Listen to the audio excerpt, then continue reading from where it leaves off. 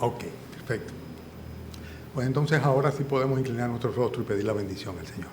Padre, gracias por concedernos estar aquí delante de ti esta mañana, poder adorarte, honrarte, Señor, con nuestras alabanzas, nuestros pensamientos, nuestras oraciones. Y sobre todo, Señor, dándote a ti, a tu palabra, la preponderancia, Señor, la importancia que tiene. Gracias por ella, Señor. Gracias por ese legado precioso que nos has dejado, Señor, por escrito. Y que se constituya, Señor, en nuestra guía, en nuestro norte. Gracias por haberte revelado a cada uno de nosotros a través de tu palabra bendita y tener la oportunidad de acceder a ella, Señor, y conocerte, Señor, aprender de ti. Pedimos, Señor, que cumplas ese propósito en esta mañana también, que nos enseñes, nos instruyas, Señor, nos exhortes y si es necesario también, Señor, nos amonestes, Señor. Te rogamos, Padre, que sea tu voluntad cumplida en el nombre del Señor Jesucristo. Amén. Pueden sentarse, mis hermanos.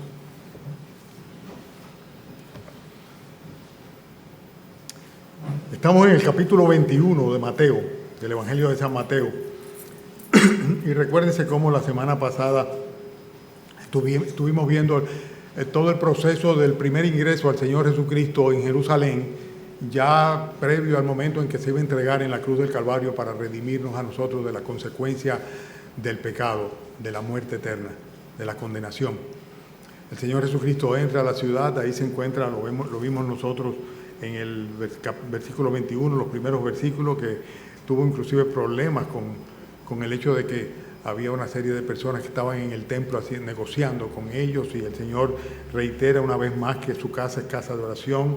También vemos nosotros el momento en el cual Él sencillamente decide echar afuera a aquellos comerciantes que estaban en el templo. Y entonces en el versículo 18, que fue donde nos quedamos, vemos nosotros que hay dos versículos acá sobre los cuales vamos a predicar esta mañana y que tienen una enseñanza con un simbolismo tremendo. Es el versículo 18 y el versículo 19, cuando dice: por la mañana, volviendo a la ciudad, tuvo hambre, y viendo una higuera cerca del camino, vino a ella, y no halló nada en ella, sino hojas solamente. Y le dijo: nunca jamás nazca de ti fruto. Y luego se secó la higuera. Yo tenía en casa en una época una mata de higo. Realmente es una fruta tan dulce, tan jugosa, que poco se aprovecha el clima que tenemos nosotros, que es propicio ciertamente para que nosotros tengamos pues una producción de higo. Es rara la fruta, conseguirla en algún mercado, en algún supermercado. Pero el Señor frecuentemente utiliza en sus parábolas y en sus enseñanzas referencia a la agricultura, a los árboles. Por ejemplo, ustedes recuerdan que siempre hace referencia en el Antiguo Testamento como en el Nuevo Testamento a la vid, ¿no? Y inclusive se apropia o se personifica en la vid cuando dice: yo soy la vid verdadera, ¿verdad? Hablando de la vid que produce fruto. También vemos nosotros que el olivo es una planta que está presente frecuentemente en todo el Antiguo Testamento y en el Nuevo Testamento, como una manera como con el fruto del olivo el Señor bendijo a la nación, y a la misma Israel la compara con un olivo. Y de hecho en el Nuevo Testamento aún a la iglesia le llama olivo silvestre, el cual es insertado en el verdadero olivo, en el buen olivo, hablando de la nación de Israel. Sea como sea, el hecho es que en esta oportunidad no se trata exactamente de una parábola. El Señor no está aquí enseñando mediante parábolas, sino que está haciendo una ejemplificación con un evento de la vida real, o sea, un hecho que se sucede, y lo que está enfatizando aquí es la importancia de poder tener un servicio fructífero para Dios. Este no era el caso de esta mata, de esta planta de higo con la cual el Señor se encuentra. Pero realmente todo esto se compadece con las enseñanzas que previamente le había dado a sus discípulos.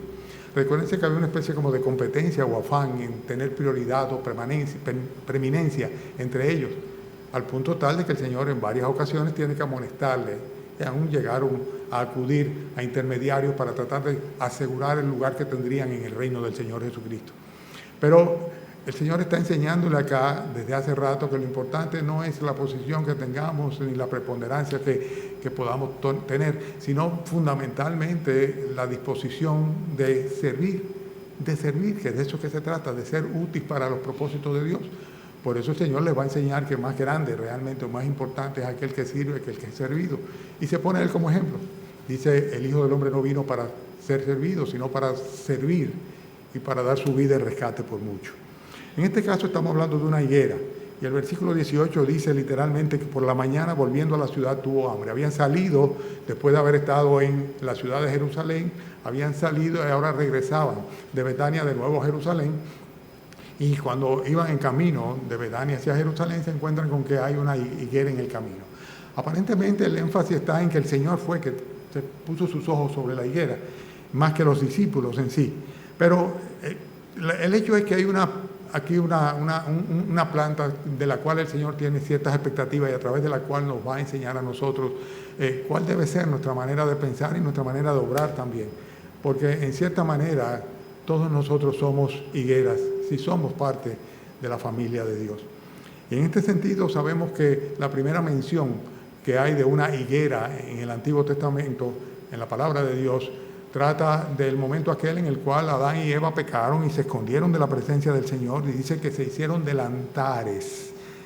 Después que Eva comió, le dio a su marido, el cual comió igual que ella, y entonces los ojos de ellos fueron abiertos, tuvieron conciencia de pecado, reconocieron que estaban desnudos, y dice, y entonces trataron de tapar su vergüenza cosiendo hojas de higuera.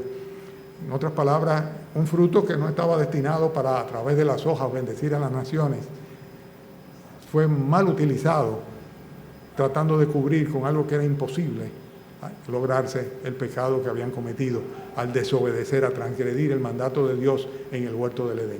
Bueno, las consecuencias de eso las conocemos, están en nosotros mismos, el pecado que mora en cada uno de nosotros, el pecado que nos condena y el pecado del cual viene precisamente el Señor Jesucristo a redimirnos o a rescatarnos, porque por nosotros mismos nos es absolutamente imposible. Pero una higuera, ¿verdad? O en este caso las hojas de higuera, en vez de ser utilizadas apropiadamente, fueron apropiadas incorrectamente. Reconocemos la historia, ¿verdad? El Señor sacrificó animales, derramó sangre, tomó las pieles de esos animales y les cubrió, porque las hojas de higuera no sirvieron absolutamente para nada, porque no era el propósito para el cual el Señor había creado esa planta. Pero como las hojas de higuera, también nosotros, ¿verdad?, estamos destinados, o vamos a decir creados de parte o recreados de parte del Señor con el propósito de que llevemos fruto, de que fructifiquemos.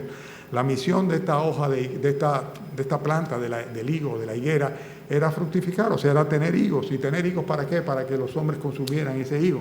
Sin embargo, dice la palabra de Dios que el Señor tuvo hambre cuando iba en camino a Jerusalén, y lo que hizo fue que al ver la higuera de lejos, en Marcos también se relata el pasaje, dice, fue hacia ella buscando qué comer.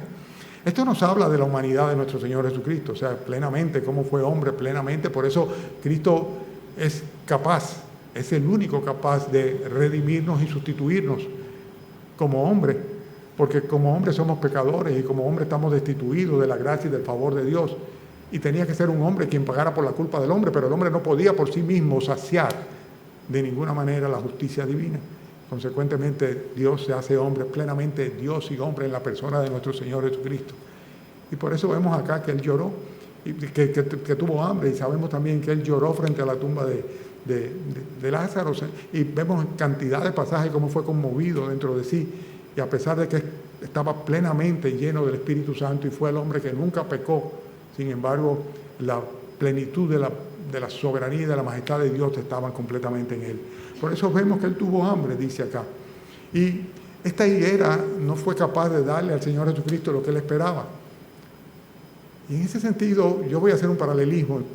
A veces es peligroso espiritualizar, pero no creo que yo esté espiritualizando las Escrituras, porque piensen bien, estos dos versículos ahí, en medio de una narrativa tan importante como el hecho de que el Señor iba camino al patíbulo, a morir en la cruz. Si el Espíritu Santo lo pone ahí es porque algo quiere enseñarnos sobre ello.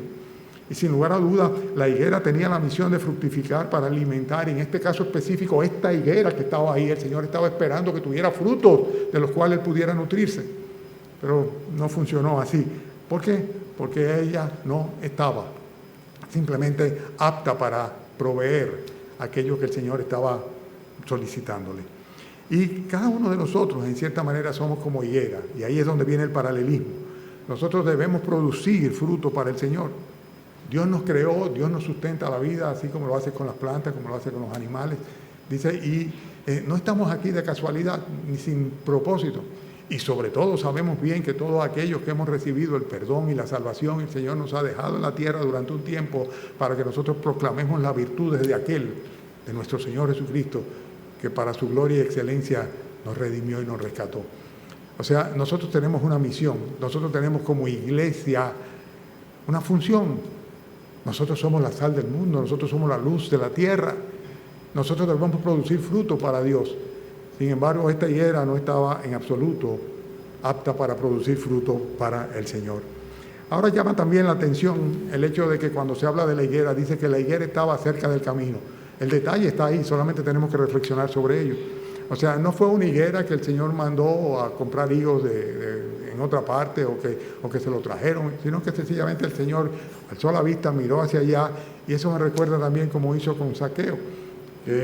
Se levantó la vista y le dijo: Zaqueo, voy hoy a tu casa, voy a estar contigo en tu casa. Fue el día que Zaqueo fue salvo por la fe en el Señor Jesucristo. Pero el hecho es que dice aquí que estaba cerca del camino. Estaba cerca del camino, y Marcos dice que se dirigió hacia la higuera. O sea, el Señor va camino a Jerusalén, va con sus discípulos, ¿verdad? Pero en ese momento dice: voy a ir a buscar en esa higuera un fruto. ¿En qué momento? En el momento que lo decidió. Pero es interesante que el mismo Señor indica que el camino, denomina como el camino a la vida cristiana. El apóstol Pablo hablaba sobre eso. Y también en el libro de Hechos se habla de que los discípulos eran perseguidos porque andaban en aquel camino. El Señor dice: yo soy el camino, yo soy la verdad y la vida, y nadie viene al Padre si no es por mí. Cerca del camino. Y la pregunta que yo me haría es: la higuera estaba en la ruta del Señor. Sin lugar a dudas, estaba ahí, el Señor lo sabía, y por eso fue donde ella. Y me pregunto todavía más ahí, tal vez el Señor no sabía que no tenía higos, pero la Escritura nos enseña que esperaba comer de los higos. Sin embargo, el Señor sabía previamente todo, como todos lo saben. Pero sea como sea, el hecho es que fue una planta específicamente a través de la cual el Señor habría de dar una enseñanza a sus discípulos y una enseñanza a nosotros esta mañana aquí. La necesidad de tener el fruto en nuestra condición de higueras, de ser creados por el Señor con un propósito y ser parte de una iglesia que tiene necesariamente que fructificar para la gloria de Dios. La higuera estaba en la ruta del Señor, y hay muchos que no van a poder ser de ninguna manera constatados, comprobados o cuestionados en cuanto a su productividad, porque están tan lejos del Señor, tan lejos del Señor. Pero los que nos acercamos a esta iglesia y los que nos congregamos acá, sin lugar a dudas, que estamos en la ruta del Señor. Estamos en la ruta del Señor y estamos escuchando la palabra de Dios y estamos buscando de Él y estamos viviendo en Él. Esto es una gran bendición, a pesar de que eventualmente puede ser que alguno dentro del pueblo de Dios esté colado, por así decirlo, y que no sea ciertamente una higuera de la cual el Señor espera fruto porque todavía no ha sido fructificada, porque todavía es una higuera no apta para producir. Pero sea como sea, lo que sí sabemos es que una vez que estamos en la vía del Señor, en el camino del Señor, pues lo que el Señor va a esperar de nosotros necesariamente es que con su cercanía Él encuentre el fruto que está buscando.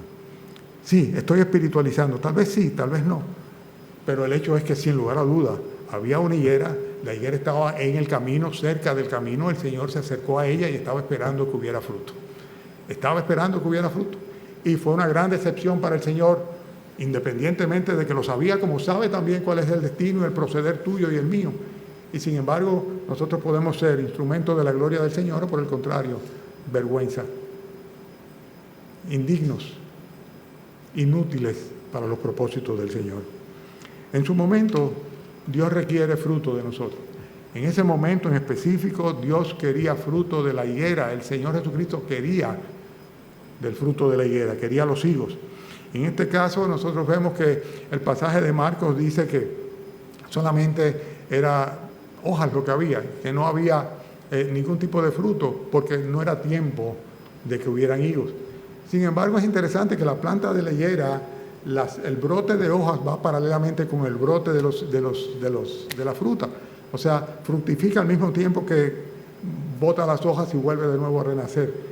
las hojas en las ramas, ¿no? Consecuentemente, nosotros vemos que en el caso de la higuera, las hojas y el fruto pues aparecen en un mismo momento, y así mismo debe ser con nosotros, ¿eh?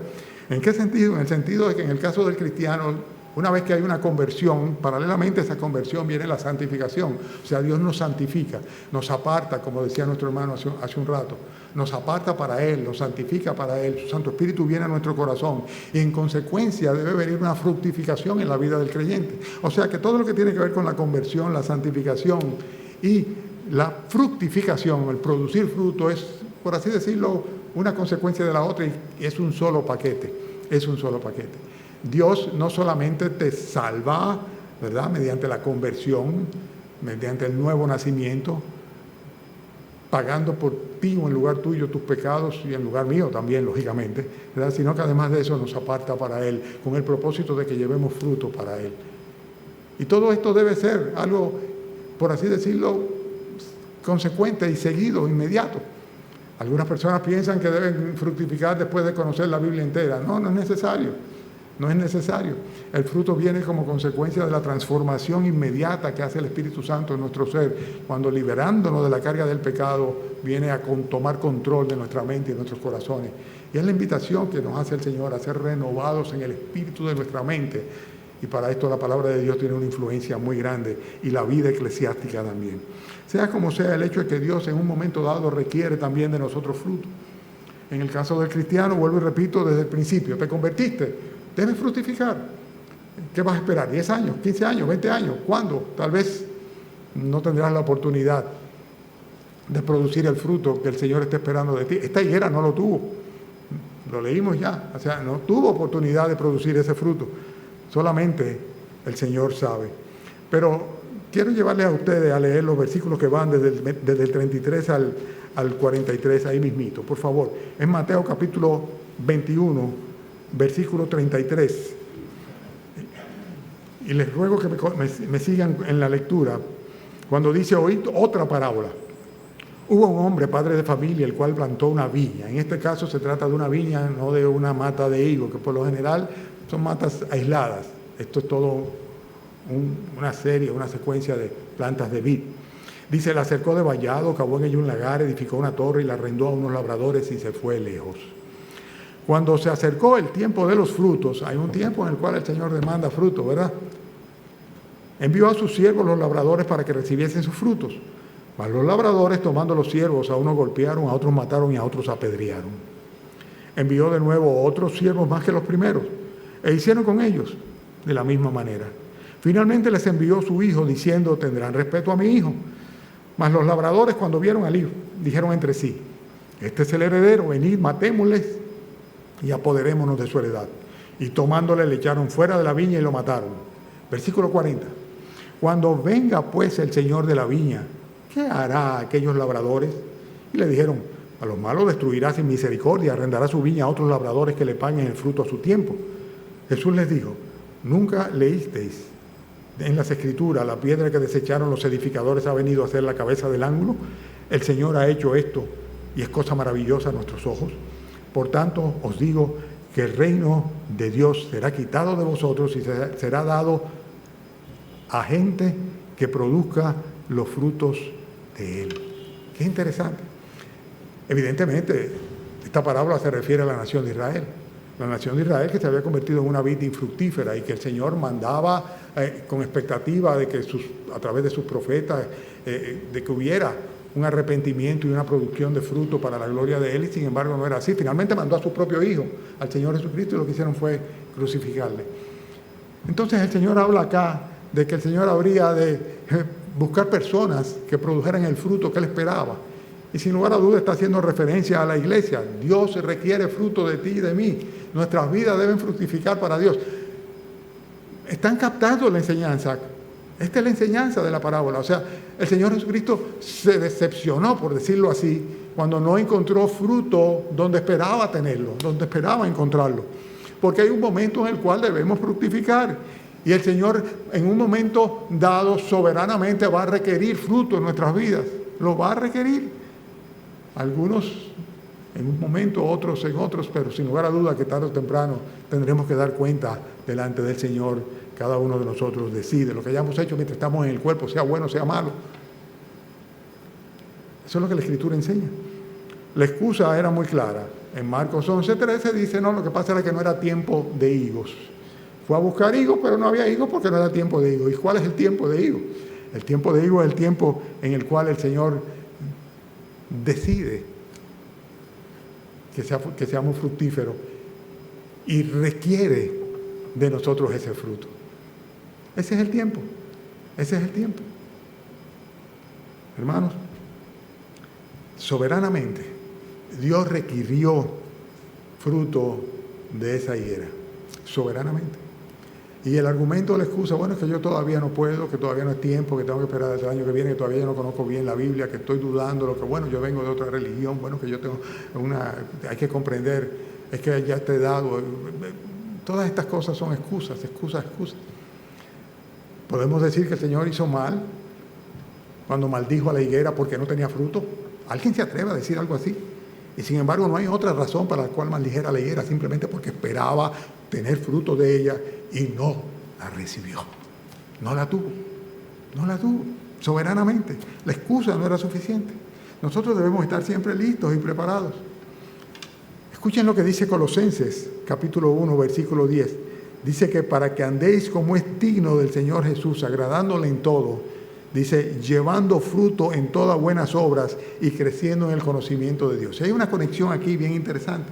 Agradar al Señor teniendo frutos a las cuales se le atribuye un buen obrar, como consecuencia de un buen obrar, dice, pero al mismo tiempo creciendo en el conocimiento de Dios. Es que todo va conectado. En la medida que conocemos más a Dios, estamos más aptos para fructificar. En la medida que nos alimentamos de la savia de la palabra de Dios, nos nutrimos de ella. En la medida que el Espíritu Santo va multiplicando su gracia y sus dones sobre nosotros, pues podemos ser muchísimo más fructíferos.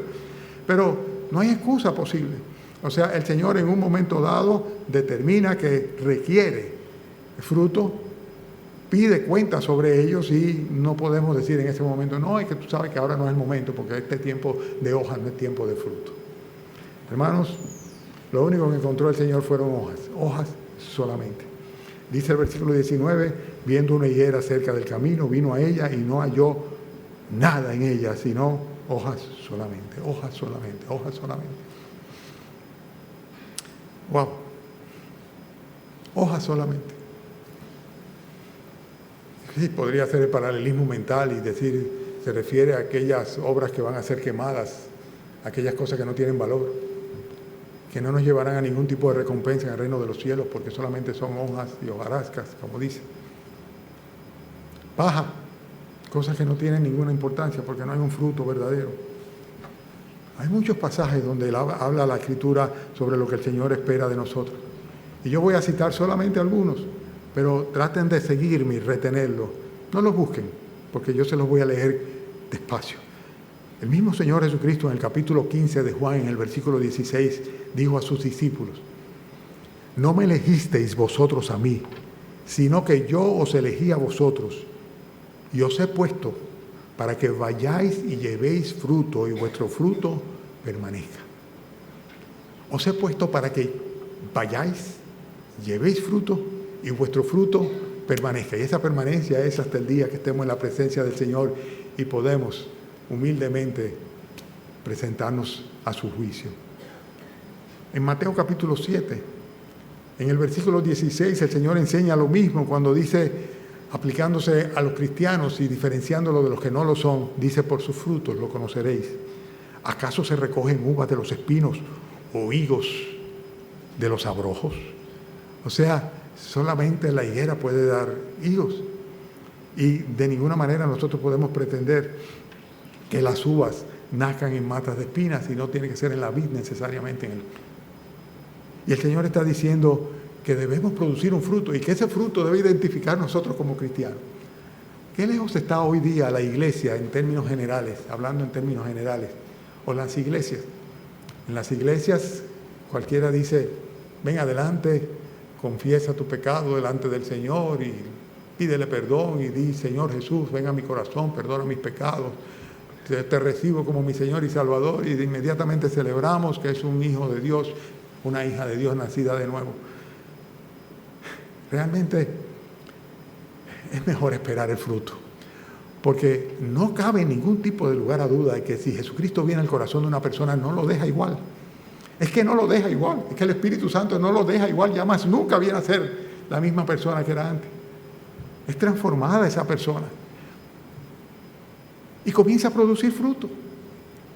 Fruto en su vida. Fruto de diferentes naturalezas. Comenzando por la presencia del propio fruto del Espíritu Santo en él. Todo aquello que tiene que ver con amor, gozo, paz, paciencia, etcétera, etcétera, etcétera. Que se comiencen a manifestar todo el fruto del Espíritu Santo en esa persona y comienza a producir fruto.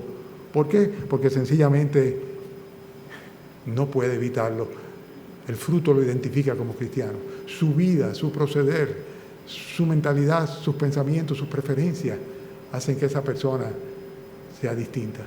Por sus frutos lo conoceréis. Y también en Romanos capítulo 7, el apóstol Pablo en este caso dice lo siguiente, versículo 4 de Romanos 7. Así también vosotros, hermanos míos, habéis muerto a la ley mediante el cuerpo de Cristo para que seáis de otro, del que resucitó de los muertos, a fin de que llevemos fruto para Dios. Ya no tenemos que estar bajo el temor de si cumplimos o no cumplimos los mandamientos. Ya no se trata de eso. Eso son nimiedades, son cosas importantes. Ya va mucho más allá de cumplir o no con una ley. Se trata de, en gratitud a aquel que nos redimió de la ley, que nos libró de la condenación de la ley, entonces nosotros podamos vivir para Él y llevar fruto para Dios. De eso es que se trata, es lo que el apóstol Pablo le está diciendo a los romanos. No tenían de ninguna manera que apegarse a la ley judaica. Lo que tenían sencillamente es que comenzar a fructificar para el Señor, porque ya ellos eran de otro, del que resucitó de los muertos, de Cristo Jesús. Hermano, el apóstol Pablo muy frecuentemente identifica su fructificar con la predicación y la salvación de los incrédulos. Él consideraba que sin lugar a duda cuando una persona era predicada, le era mostrada la verdad de Cristo, el evangelio de gracia, que Cristo murió al tercer día por causa de nuestros pecados y murió y resucitó al tercer día. Murió por causa de nuestros pecados y resucitó al tercer día, manifestando su poder para librarse y librarnos a nosotros de la muerte. Pues sencillamente cuando una persona cree en eso, esa persona pues es un fruto, se convierte en un fruto de aquel que le lleva el mensaje del Evangelio. Y es interesante que el apóstol Pablo dice, versículo 13 del Romanos 1, no quiero, hermanos, que ignoréis que muchas veces me he propuesto ir a vosotros, pero hasta ahora he sido estorbado, para tener también entre vosotros algún fruto, como entre los demás gentiles. Él era el mensajero del Evangelio hacia los gentiles, el apóstol de los gentiles. Entonces le escribía la carta a los romanos y le decía, yo estoy dispuesto y quiero ir allá. La idea de ir allá no es sencillamente para conocer el foro romano y ver los rastros del imperio y turistear por allá, sino yo quiero entre vosotros tener algún fruto. Fruto que sea para la gloria de Dios. Yo quiero predicarle el Evangelio a vosotros de manera tal de que ustedes, convirtiéndose al Señor Jesucristo, se constituyan en un fruto para Dios. El apóstol Pablo, cuando habla de Epeneto, por ejemplo, dice, Epeneto, amado mío, estoy tocando ya al final de Romanos, capítulo 16, versículo 5, en su saludo dice, saludad a Epeneto, amado mío, dice que es el primer fruto de Acaya para Cristo. Él estaba escribiendo, ¿verdad? Y decía, Epeneto, que está allá con ustedes, dice, salúdenlo de mi parte. Él se convirtió allá en Acaya. Se convirtió en Acaya cuando yo estuve predicando. Y fue el primero que se convirtió, el primer fruto de esa región para nuestro Señor Jesucristo. Pablo identifica el fructificar con la predicación y la salvación de los incrédulos. Cuando nosotros, sin lugar a duda, enseñamos la verdad del Evangelio, el perdón de los pecados a través de Cristo, y una persona es redimida por el Señor, perdonada, salvada, se convierte a Cristo de todo corazón, es transformada por el Señor Jesucristo y comienza a ser un ente productivo por sí mismo. Dice, sin lugar a duda, cuando esto sucede, nosotros estamos produciendo fruto para Dios. Una iglesia está compuesta de muchas higueras que deben tener el fruto que el Señor espera y que tarde o temprano, en un momento específico, estando cerca del camino del Señor, Él va a demandar de nosotros. No lo va a demandar de los incrédulos que están lejos, lo va a demandar de los que estamos cerca, de los que estamos cerca del Señor. De eso es que va a demandar fruto nuestro Señor.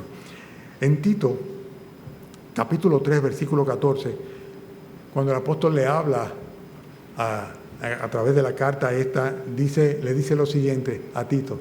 Dice, que aprendan también los nuestros a ocuparse en buenas obras, para los casos de necesidad, para que no sean sin fruto. O sea, Pablo está dando instrucciones a Tito, ¿no? Conocemos la epístola, ¿verdad? Las epístolas que le llamamos pastorales, en el cual le da instrucciones de cómo debe conducirse y cómo debe establecer parámetros para la escogencia de aquellas personas que van a estar presidiendo en la iglesia. Y le dice que aprendan los nuestros, dice, a ocuparse en buenas obras para los casos de necesidad, para que no sean sin fruto.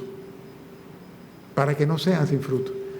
Es algo que nosotros debemos sencillamente producir, porque va a haber, sin lugar a duda, mucha necesidad dentro del pueblo de Dios. Lo ha habido siempre y lo seguirá habiendo. También en Judas capítulo 1, lo que hace el escritor, el Espíritu Santo, es mostrar todo lo contrario en los falsos maestros y en los apóstatas, cuando les llama árboles otoñales sin fruto. O sea, así como el cristiano se evidencia, se confirma a través del fruto que produce el Espíritu Santo en su vida y que se manifiesta a través del deseo de compartir con otros el Evangelio y ganar almas para nuestro Señor Jesucristo, en producir buenas obras, en hacer cosas que glorifiquen al Señor en beneficio de los demás. Pues así mismo habla de cómo los falsos maestros, cómo los apóstatas, dice, son incapaces absolutamente de producir fruto, por mucho aspaviento que hagan. Sin embargo, dice, estos son manchas en vuestros ágapes, que comiendo impúdicamente con vosotros se apacientan a sí mismos, nubes sin agua, llevados de acá para allá por los vientos, árboles otoñales sin fruto, 2 veces muertos y desarraigados. Judas 1:12. Judas 12.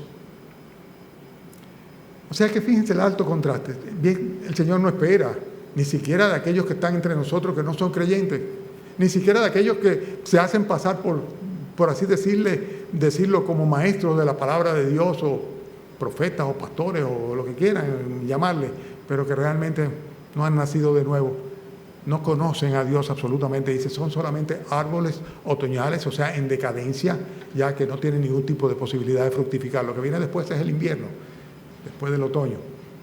Para eso no hay esperanza, pero es todo lo contrario del caso del creyente. Nosotros debemos fructificar con buenas obras, debemos fructificar ocupándonos en buenas obras. Cada uno de nosotros debería estar involucrado, tiene que estar involucrado en el buen obrar. No voy a entrar en detalles, no voy a tirar indirectas, yo no lo hago, nunca lo hago ni lo haré. Pero cada uno de nosotros debe saber y buscar dónde está el lugar por donde el Señor va a pasar y donde nos va a requerir fruto, para estar seguro de no ser solo hojas los que tengamos para Él. Y esto no lo vamos a poder improvisar de un momento a otro. Debemos nosotros prepararnos para toda buena obra. La falta del fruto anula por completo la razón de ser de nuestra existencia y nos expone al juicio de Dios. Es lo que vimos aquí con la higuera. Vuelvo y repito, la falta de fruto anula la razón de nuestra existencia, la razón de ser de cada uno de nosotros, y además nos expone al juicio de Dios. Dice el versículo 19 que el Señor, dice, no encontró fruto sino hojas solamente, y le dijo, nunca, jamás nazca de ti fruto. ¿Y luego qué? Se secó la higuera. La sorpresa va a ser tal que cuando el otro día pasan por ahí los discípulos, de nuevo regresando de Betania a Jerusalén, le dicen, Señor, la higuera que tú dijiste ayer está seca. Y entonces el Señor va a desarrollar el resto de los versículos de la enseñanza en los versículos que no leí porque no venían al caso hoy. No debieron haberse sorprendido, era un problema de fe. No confiaban en que el Señor tenía el poder simplemente para desarraigar, para secar, para eliminar, así como lo tenía también para bendecir y fructificar. Y el Señor les va a amonestar sobre eso. Pero la expresión es muy clara. Nunca, jamás nazca fruto de ti. Y se secó la higuera.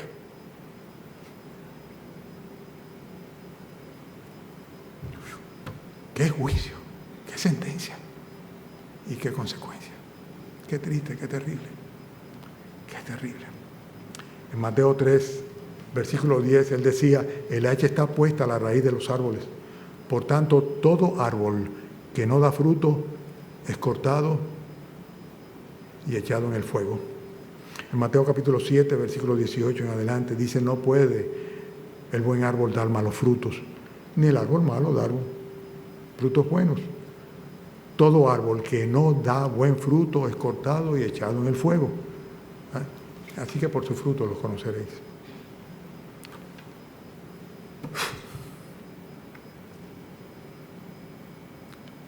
Y se secó la higuera. Tal vez todavía tienes oportunidad. Si el Espíritu Santo está en ti, si tienes vida, si eres capaz de percibir la voluntad de Dios y estar dispuesto a obedecerle, pues tal vez tienes la oportunidad que está en Lucas capítulo 3. Vayan allá. Lucas capítulo 3. Son 3 versículos solamente, pero trae tanta esperanza leerlos.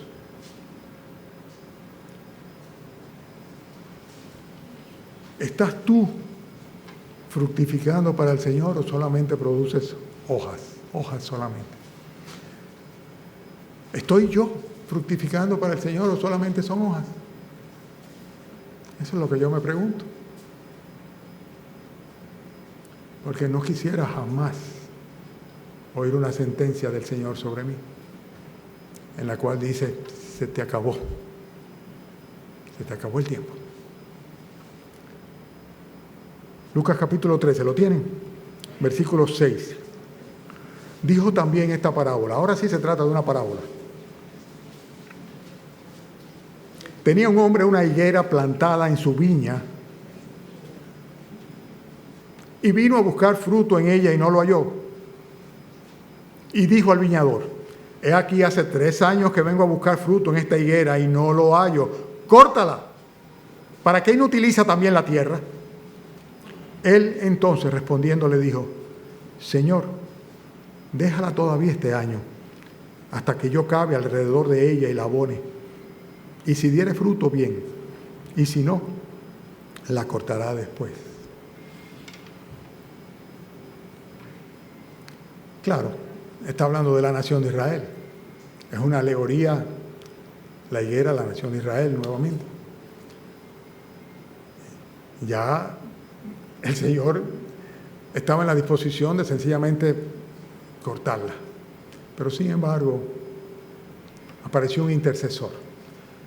Ese intercesor tiene que ser necesariamente nuestro Señor Jesucristo. Apareció la oportunidad de todavía ser abonada. Y es lo que hace el Señor Jesucristo con su Santo Espíritu y con su palabra, abonarnos para que nosotros podamos fructificar. Y de esa manera, tal vez si es la voluntad de Dios, poder dar fruto. Y yo le pido al Señor eso, que me permita recibir su savia, su abono y fructificar para Él. Y debe ser la petición de cada uno de nosotros, sobre todo si estamos completamente inutilizados, improductivos e inutilizando también la tierra. Por eso, tal vez aún tienes una oportunidad si no has comenzado a fructificar para el Señor. Si todavía tu vida está centrada en ti misma, en tus planes, en tus proyectos, en tus deseos, en tu familia, tal vez todavía tienes tiempo. Todavía hay un año de por medio. Si el Espíritu Santo te nutre, si tú lo quieres, si tienes la voluntad. ¿Cuántas veces hemos visto a personas ser avivadas por el Espíritu Santo y comenzar a convertirse en una bendición, una verdadera bendición viviente, una manifestación de la gracia de Dios en su iglesia, en la salvación de las almas y en el servicio a los santos? Hermanos, es tiempo de comenzar a fructificar. Dice la Escritura que parte de la semilla cae en buena tierra, la cual dio fruto, cual a 100, cual a 60 y cual a 30 por uno. Y así debemos ser nosotros, cada uno de los que somos parte de lo que hemos sido renacidos, que no se ha secado la semilla de la palabra de Dios en nosotros. El Señor dice, os he puesto para que llevéis fruto, y fruto en abundancia. Vamos a orar.